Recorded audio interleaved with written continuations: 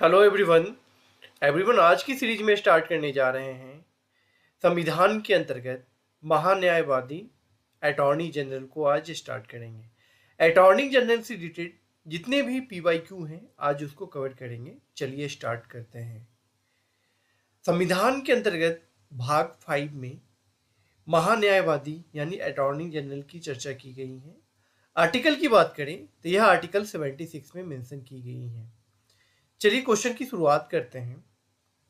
First question है, भारत सरकार को कानूनी विषय पर कौन परामर्श देता है? भारत सरकार को कानूनी विषयों पर कौन परामर्श देता है? अटॉर्नी जनरल, उच्च न्यायालय के न्यायाधीश, विधि के अध्यक्ष और इनमें से कोई नहीं। इसका राइट आंसर क्या हो जाएगा? इसका राइट आंसर हो जाएगा अटॉर्नी जनरल। अटॉर्नी जनरल इसका राइट आंसर हो जाएगा।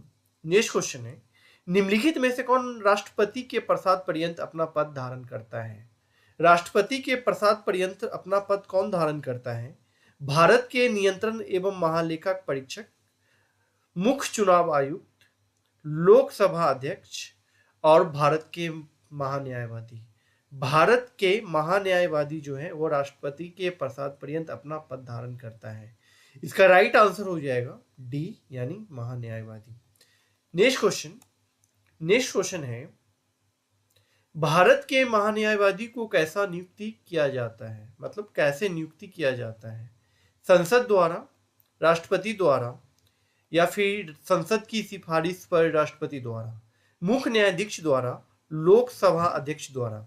इसका जो राइट आंसर हो जाएगा राष्ट्रपति द्वारा। राष्ट्रपति द्वारा जो होता है महान्यायवादी की नियुक्ति की जाती है। चलिए नेक्स्ट क्वेश्चन की ओर आगे बढ़ेंगे। भारत का महान्यायवादी किसके द्वारा नियुक्त किया जाता है? भारत का महान्यायवादी किसके द्वारा नियुक्त किया जाता है? विधि मंत्री, भारत के राष्ट्रपति, लोकसभा अध्यक्ष, प्रधानमंत्री या उपयुक्त में से कोई नहीं या उपयुक्त में से एक से अधिक। इसका राइट आंसर क्या हो जाएगा?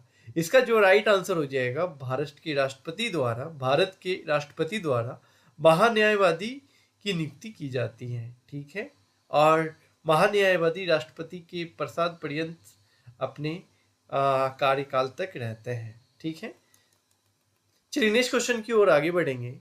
नेक्स्ट क्वेश्चन है, निम्नलिखित में से किसे भारत सरकार का प्रथम विधि अधिकारी समझा जाता है? भारत सरकार का प्रथम विधि अधिकारी किसे समझा जाता है?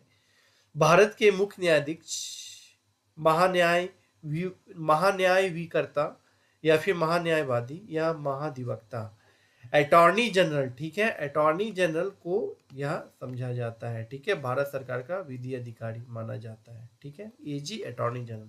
ये जो महाधिवक्ता होता है ना वो एडवोकेट जनरल होता है। यह एडवोकेट जनरल जो होता है यह राज्य सरकार का विधि अधिकारी होता है। राज्य सरकार की विधि अधिकारी होता है। ठीक है, अब महान्यायवादी जो होता है वह सेंट्रल गवर्नमेंट की, केंद्र सरकार की प्रथम विधि अधिकारी होता है। ठीक है, यह आप याद रखेंगे। नेक्स्ट क्वेश्चन की ओर अब आगे बढ़ेंगे। नेक्स्ट क्वेश्चन है, भारत के प्रथम विधि अधिकारी के रूप में कौन जाना जाता है? भारत के प्रथम विधि अधिकारी के रूप में कौन जाना जाता है? भारत का मुख्य न्यायाधीश, भारत का महानियंत्रक, भारत का महान्यायवादी या विधि सचिव। इसका राइट आंसर क्या हो जाएगा? इसका राइट आंसर हो जाएगा भारत का महान्यायवादी। ठीक है, विधि अधिकारी के रूप में यह जाना जाता है। कौन? तब प्रथम विधि अधिकारी के रूप में जाना जाता है। चलिए नेक्स्ट क्वेश्चन, भारत सरकार के मुख्य विधि परामर्शदाता कौन होता है? ठीक है, परामर्शदाता कौन होता है? विधि परामर्शदाता, सॉलिसिटर जनरल ऑफ इंडिया, उच्चतम न्यायालय के मुख्य न्यायाधीश, सचिव विधि मंत्रालय या फिर अटॉर्नी जनरल ऑफ इंडिया। तो आपको तो पता होगा अटॉर्नी जनरल ऑफ इंडिया। ठीक है, यह मुख्य विधि परामर्शदाता माना जाता है भारत सरकार का। ठीक है, चलिए नेक्स्ट क्वेश्चन की ओर आगे बढ़ेंगे। नेक्स्ट क्वेश्चन है, भारत के अटॉर्नी जनरल विधि सलाहकार किसके होते हैं? भारत के राष्ट्रपति के या फिर प्रधानमंत्री के या फिर लोकसभा के या भारत सरकार के? तो यह जो होते हैं ना अटॉर्नी जनरल जो विधि सलाहकार होते हैं वह भारत सरकार के होते हैं। ठीक है, इसलिए इसका जो राइट आंसर हो जाएगा वह डी इसका राइट आंसर हो जाएगा। चलिए नेक्स्ट क्वेश्चन की ओर आगे बढ़ेंगे। नेक्स्ट क्वेश्चन है, निम्नलिखित में से किसको अपने कर्तव्यों के पालन में भारत के राज्य क्षेत्र में सभी न्यायालयों में सुनवाई का अधिकार होगा? ठीक है, सभी न्यायालयों में अधिकार होगा। किसको? महाधिवक्ता या फिर महान्यायवादी, अतिरिक्त महाधिवक्ता या फिर उपयुक्त में से कोई नहीं। इसका जो राइट आंसर हो जाएगा बी, महान्यायवादी यानी अटॉर्नी जनरल। अब महाधिवक्ता के बारे में जैसा अभी हमने आपको बताया है, महाधिवक्ता कौन होता है? वह राज्य सरकार के विधि अधिकारी होता है, जिसे मैं एडवोकेट जनरल कहते हैं। ठीक है, इसलिए इस क्वेश्चन का जो नाइन आंसर हो जाएगा वो महान्यायवादी यानी बी इसका राइट आंसर हो जाएगा। चलिए नेक्स्ट क्वेश्चन की ओर आगे बढ़ेंगे।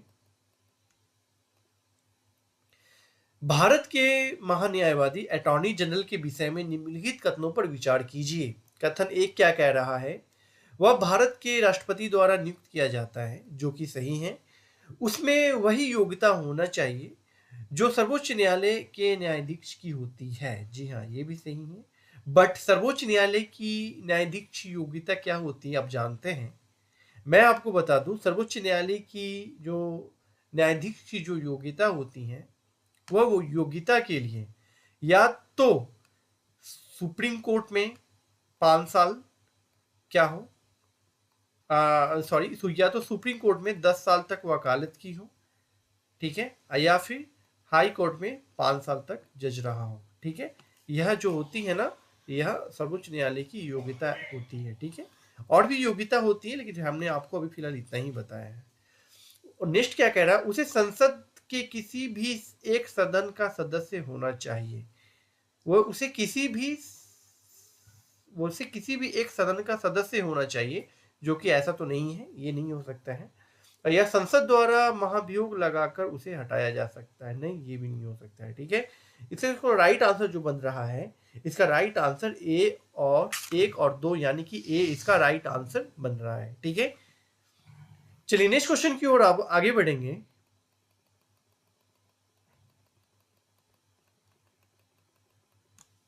नेक्स्ट क्वेश्चन है, निम्नलिखित कथनों पर विचार कीजिए। भारत के महान्यायवादी लोकसभा की कार्यवाही में भाग ले सकता है। जी हां, लोकसभा की कार्यवाही में भाग ले सकता है। लोकसभा की किसी भी समिति के सदस्य हो सकता है। जी हां, यह किसी भी समिति का सदस्य भी हो सकता है। लोकसभा में बोल सकता है। जी हां, लोकसभा में बोल भी सकता है। लोकसभा में मतदान कर सकता है। जी नहीं, जी नहीं माय डियर, लोकसभा में यह मतदान नहीं कर सकता है। इसे मतदान करने की अधिकार नहीं दी गई है हमारे संविधान के अंतर्गत। हमारे संविधान के अंतर्गत यह 3 बातों की मेंशन किया गया है महान्यायवादी को लेकर के। ठीक है, इसलिए जो इसका जो राइट आंसर हो जाएगा वह सी इसका राइट आंसर हो जाएगा। 1 2 3 यह तीनों हो जाएगा। चलिए नेक्स्ट क्वेश्चन की ओर आगे बढ़ेंगे। नेक्स्ट क्वेश्चन है, निम्नलिखित में से किसे संसद को संबोधित करने का अधिकार प्राप्त है? संसद को संबोधित करने का अधिकार किसे प्राप्त है? भारत के महान्यायवादी को, भारत के मुख्य चुनाव आयुक्त को, या भारत के मुख्य न्यायाधीश को, या राष्ट्रीय सुरक्षा सलाहकार को? इसका राइट आंसर भारत के महान्यायवादी को। ठीक है, संसद को संबोधित करने का भी अधिकार इन्हें प्राप्त है। ठीक है, इसका जो राइट आंसर हो जाएगा वह ए। नेक्स्ट क्वेश्चन की ओर आगे बढ़ेंगे। नेक्स्ट क्वेश्चन है, पार्लियामेंट यानी संसद के किसी भी सदन के सदस्य न होने पर भी सदन की बैठक में भाग ले सकता है। वह कौन ले सकता है? जैसा कि अभी हमने आपको बताया, भारत सरकार का महान्यायवादी यानी भारत सरकार का अटॉर्नी जनरल। ठीक है, वह किसी भी सदन का सदस्य नहीं है, उसके पश्चात भी वह किसी के भी सदन में भाग ले सकता है, यह आप याद रखेंगे। ठीक है, इसलिए इसका जो राइट आंसर हो जाएगा वह बी इसका राइट आंसर हो जाएगा। चलिए नेक्स्ट क्वेश्चन की ओर आगे बढ़ेंगे। नेक्स्ट क्वेश्चन है, निम्नलिखित में से किसी संसद के दोनों सदनों में बोलने, अन्य कार्यवाही में सम्मिलित होने एवं किसी भी संसदीय कमेटी का सदस्य होने का अधिकार है, तो वह परंतु उसे वोट देने का अधिकार नहीं है। वोट देने का अधिकार नहीं है, किसे नहीं है? भारत के अटॉर्नी जनरल यानी महान्यायवादी। इसलिए जो इसका भी जो राइट आंसर हो जाएगा वह डी इसका राइट आंसर हो जाएगा। माय डियर, जितने भी क्वेश्चन अभी हम आपको यह बता रहे हैं, ये सारे क्वेश्चन अलग अलग एग्जाम में पूछे गए हैं। हम ये क्वेश्चन वहीं से आपके लिए कॉपी करके लाए हैं, ये आप याद रखेंगे। ये सारे क्वेश्चन आपके लिए बहुत इंपॉर्टेंट है, ये किसी न किसी एग्जाम में पूछे हुए क्वेश्चन है, मे भी किया क्वेश्चन रिपीट किया भी जा सकता है। ठीक है, चलिए नेक्स्ट क्वेश्चन की ओर आगे बढ़ेंगे। भारत सरकार के कौन सा अधिकारी सदस्य न होते हुए भी भारतीय सदन भारतीय संसद की कार्यवाही में भाग लेने का अधिकार रखता है? कौन रखता है? वो सदस्य नहीं है, उसके बावजूद भी भारत के संसद की कार्यवाही में अधिकार लेने की अधिकार रखता है, भाग लेने की अधिकार रखता है, तो वह अटॉर्नी जनरल रखता है। ठीक है, चलिए नेक्स्ट क्वेश्चन की ओर आगे बढ़ेंगे। निम्नलिखित में से कौन संसद के दोनों सदनों में से किसी भी सदन की कार्यवाही में भाग ले सकता है? हमने अभी आपको बताया, भारत के महान्यायवादी अटॉर्नी जनरल। नेक्स्ट क्वेश्चन है, एक गैर सदस्य के रूप में संसद की किसी भी एक सदन की कार्यवाही में भाग ले सकता है? तो इसका भी राइट आंसर सी हो जाएगा। भारत के महान्यायवादी के संबंध में निम्नलिखित में से कौन सा कथन सही नहीं है? इसमें कथन सही नहीं है पूछा जा रहा है माय डियर। वह विधानमंडल का सदस्य नहीं है, उसे संसद के सदनों में बोलने का अधिकार है जो कि है, उसे संसद में मत देने का अधिकार है जो कि नहीं है, उपयुक्त में से कोई नहीं। इसका राइट आंसर क्या हो जाएगा? इसका जो राइट आंसर हो जाएगा सी और डी दोनों इसका राइट आंसर हो सकता है। ठीक, नहीं नहीं नहीं नहीं माय डियर, ये इसका जो राइट आंसर हो जाएगा वह सी इसका राइट आंसर हो जाएगा। ठीक है, याद रखेंगे। चलिए नेक्स्ट क्वेश्चन की ओर आगे बढ़ेंगे। नेक्स्ट क्वेश्चन है, सॉलिसिटर जनरल निम्न में से क्या है? सॉलिसिटर जनरल निम्न में से क्या है? सरकार की अधिवक्ता, राष्ट्रपति का कानूनी अधिकारी, या फिर कानूनी सलाहकार, या फिर प्रशासनिक अधिकारी। इसका राइट आंसर क्या हो जाएगा? यह कानूनी सलाहकार। ठीक है, यह सॉलिसिटर जनरल कानूनी सलाहकार ही होता है। चलिए नेक्स्ट क्वेश्चन की ओर आगे बढ़ेंगे। भारत का सॉलिसिटर जनरल होता है, क्या होता है सॉलिसिटर जनरल? यह होता है एक न्यायिक सलाहकार होता है। ठीक है, इसका भी राइट आंसर बी हो जाएगा। नेक्स्ट क्वेश्चन की ओर आगे बढ़ेंगे।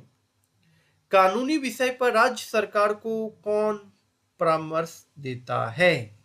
राज्य सरकार की बातें की गई है माय डियर, राज्य सरकार की, महान्यायवादी केंद्र सरकार की। ठीक है, एडवोकेट जनरल, हमने जैसा आपको बताया था एडवोकेट जनरल जो होता है वह महाधिवक्ता होता है, यह राज्य सरकार के कानूनी अधिकारी यानी विधि अधिकारी होते हैं, और यह राज्य सरकार को अपने कानूनी विषयों पर परामर्श देती हैं। ठीक है, इसलिए जो इसका राइट आंसर हो जाएगा तो वह बी इसका राइट आंसर हो जाएगा। चलिए नेक्स्ट क्वेश्चन की ओर आगे बढ़ेंगे। नेक्स्ट क्वेश्चन है, इनमें से कौन एक राज्य सरकार की कानूनी सलाहकार है? राज्य सरकार की कानूनी सलाहकार कौन है? तो महाधिवक्ता यानी अटॉर्नी जनरल है। नेक्स्ट क्वेश्चन की ओर अब आगे बढ़ेंगे। नेक्स्ट क्वेश्चन है, राज्य सरकार की कानूनी सलाहकार कानूनी मामलों के सलाह देने के लिए अधिकृत है, कौन है? तो इसका राइट आंसर आप मेरे को कमेंट बॉक्स में देंगे, जैसा कि अभी हमने आपको इसका भी आंसर हमने आपको पीछे बताया है, इसलिए यह क्वेश्चन हम आपके लिए ही छोड़ रहे हैं। आप इस क्वेश्चन का आंसर कमेंट बॉक्स में दें। ठीक है माय डियर, अगर आपको यह सीरीज पसंद आ रही है तो इस सीरीज के साथ आप जुड़ सकते हैं। हम आपके साथ नेक्स्ट सीरीज के साथ नेक्स्ट टॉपिक के साथ मिलेंगे, तब तक के लिए धन्यवाद।